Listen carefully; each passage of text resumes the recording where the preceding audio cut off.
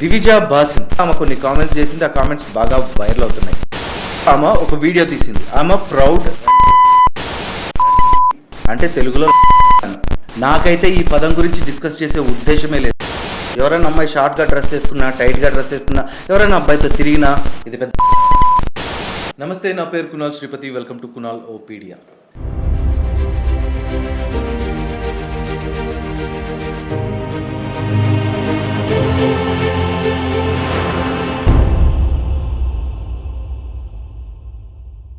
దివిజా బాసిన్ ఈ పేరు చెప్తే చాలా మందికి తెలిసిండకపోయిండొచ్చు, కానీ ఆక్వర్డ్ గోట్ అంటే మాత్రం బాగానే జనాలకు తెలుసు. అందులోనూ రీసెంట్గా ఆమె కొన్ని కామెంట్స్ చేసింది. ఆ కామెంట్స్ బాగా వైరల్ అవుతున్నాయి. She's a feminist. నేను ఫస్ట్ టైం ఏమైనా చూసింది మాత్రం అతుల్ సుభాష్ ఇన్సిడెంట్ జరిగినప్పుడు. ఈ ఇన్సిడెంట్ మీద ఆమె ఒక వీడియో తీసి పెట్టింది. ఆ వీడియో చూడగానే నాకు బాగా కోపం వచ్చేసింది. అరే, ఒక మనిషి చనిపోయాడు, అందులోనూ సూసైడ్ చేసుకొని చనిపోయాడు, కనీసం మినిమం సింపతి కూడా లేకుండా మాట్లాడింది. ఐ వాజ్ లైక్, జనాలు ఏంట్రా ఇంత దారుణంగా ఉన్నారనిపించింది.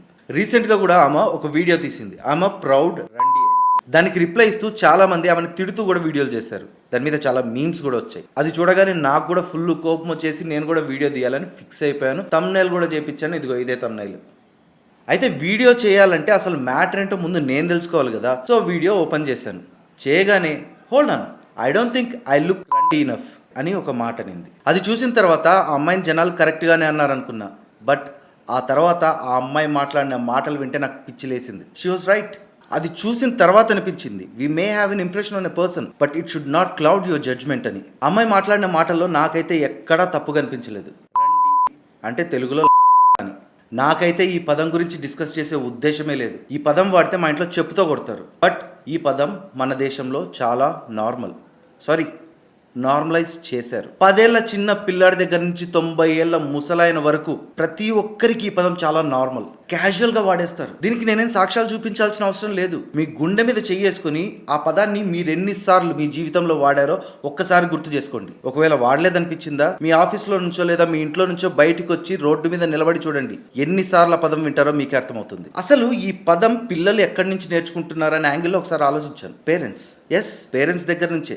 పిల్లలు ఏ విషయాన్నైనా ముందు వాళ్ళ పేరెంట్స్ దగ్గర నుంచే నేర్చుకుంటారు.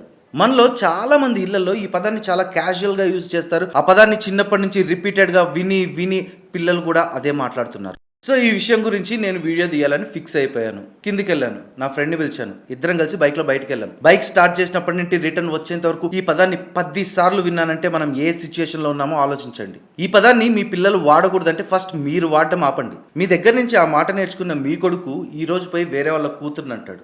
రేపొద్దున వేరే వాళ్ళ కొడుకు వచ్చి మీ కూతుర్ని ఆ మాట అనే సిచ్యుయేషన్ వస్తుంది. సో ఇంట్లో పిల్లల ముందు మాట్లాడేటప్పుడు కొంచెం ఒళ్ళు దగ్గర పెట్టుకుని మాట్లాడండి. ఇవేనా మనం పిల్లలకు నేర్పిస్తుంది? ఈ వీడియో చూస్తున్నప్పుడు అమ్మాయి కామెంట్ సెక్షన్ లో చాలా మంది అమ్మాయిలు వచ్చి తమ పేరెంట్సే తమను ఈ పదంతో తిట్టేవాళ్ళు అని చెప్పింది. ఐ వాజ్ లైక్, పేరెంట్స్ పిల్లల్ని ఆ పదంతో ఎందుకు తిడతారు? అలాంటి సందర్భాలు నేను ఎప్పుడు చూడలేదు. మా డాడీ అయితే నేను మా చెల్లెని ఒక చిన్న మాట తిడితేనే నన్ను కుక్కను కొట్టినట్టు కొట్టేవాడు. సో నో అనుకున్నా. బట్ ఒక్కసారి కళ్ళు మూసుకుని ఇంట్లోంచి బయటికి వచ్చి ఆలోచిస్తే మనకు వినిపించే ఫస్ట్ పదం అదే. అప్పుడు అర్థమైంది. నేను చాలామందిని చూశాను. పిల్లలను, భార్యను, బయట కనిపించే అమ్మాయిల్ని, గట్టిగా నవ్వే అమ్మాయిల్ని, నచ్చినట్టు చేసే అమ్మాయిల్ని, నచ్చిన బట్టలు వేసుకునే అమ్మాయిల్ని, ఎవరైనా అబ్బాయితో తిరిగే అమ్మాయిని, బాయ్ ఫ్రెండ్ ఉన్న అమ్మాయిని, ఇలా మనకు నచ్చినట్టు ఉండని ప్రతి అమ్మాయి కోసం మనం వాడే పదం ఇదే. మీకు నచ్చినట్టు అమ్మాయి ఎందుకు ఉండాలి సార్? నేను నా ఫ్రెండ్స్లోనే చాలా మందిని చూశాను. ఎవరైనా అమ్మాయి షార్ట్గా డ్రెస్ వేసుకున్నా, టైట్గా డ్రెస్ వేసుకున్నా, ఎవరైనా అబ్బాయితో తిరిగినా ఇది పెద్ద. ఇక ఒక అమ్మాయి దరిద్రం గట్టిగుండి మనం చూసి నవ్విందంటే మామా పాప నాకు పడిపోయింది అనేస్తారు. ఇలాంటి వాళ్ళని నేనే చాలా మందిని పర్సనల్గా చూశాను. మీరు కూడా చూసే ఉంటారు. ఆఖరికి ఒక అబ్బాయిని తిట్టాలన్నా కూడా వాళ్ళ అమ్మని చేసేంత వరకు ఎవరికి కడుపు చల్లబడదు. ఇక సోషల్ మీడియాలో అయితే ఎక్కడ చూసినా ఈ పదమే దర్శనమిస్తుంది. ఫేస్బుక్, యూట్యూబ్, ట్విట్టర్, ఇన్స్టాగ్రామ్, ఎక్కడ చూసినా కూడా ఈ పదమే. ఎందుకు? మరి నీ భార్యను పక్కన పెట్టుకొని పక్కనుండే అమ్మాయితో ఊహల్లోనే ఫస్ట్ నైట్ చేసుకునే నిన్నేమంటారు? ఏమంటారు చెప్పండి? నేను రీసెంట్గా ఒక వీడియో చూశాను. ఒక ఇన్స్టా రీల్. ఒక అబ్బాయి ఒక అమ్మాయి కలిసి చేశారు. దాంట్లో ఎటువంటి బూత్ కానీ వల్గర్ కానీ ఏం లేదు. Just casual video. దాని కింద కామెంట్, బాగా ఇదేరా మీరు పెట్టే కామెంట్? అరే అమ్మాయి ఏమన్నా అనిందారా మిమ్మల్ని? మరి ఎందుకు ఆ comment? Seriously all the governments అండి, ఓన్లీ ఏపీ అండ్ తెలంగాణ మాత్రమే కాదు, ఇండియాలో ఉండే ప్రతి గవర్నమెంట్ ఈ విషయం గురించి రియాక్ట్ అవ్వాలి. సీరియస్ యాక్షన్ తీసుకోవాలి. సోషల్ మీడియాలో ఇలా అమ్మాయిల్ని కాదండి, అమ్మాయిల్ని అబ్బాయిల్ని వాళ్ళని వీళ్ళని తేడా లేకుండా నోటికొచ్చిన మాటలతో కింద కామెంట్స్ పెడుతున్నారు. ఇలాంటి ప్రతి ఒక్కరి మీద సివియర్ యాక్షన్ తీసుకోవాలి. ఒక మనిషిగా ఇంకో మనిషికి మర్యాద ఇవ్వలేని బతుకెందుకండి? సరే మర్యాద పక్కన పడండి, కానీ ఇలాంటి పిచ్చి పిచ్చి మాటలు మాట్లాడాల్సిన అవసరం ఏముంది? ఈ వీడియోలో నేను ఎక్కడైనా తప్పుగా మాట్లాడినా, వన్ సైడెడ్ గా మాట్లాడాను అని మీకు అనిపించినా కామెంట్ చేసి నాకు తెలియజేయండి. ఈ వీడియో ఇక్కడి వరకు చూసారంటే మీకు నచ్చింది అని అనుకుంటున్నాను. So please like and subscribe Kunal OPD.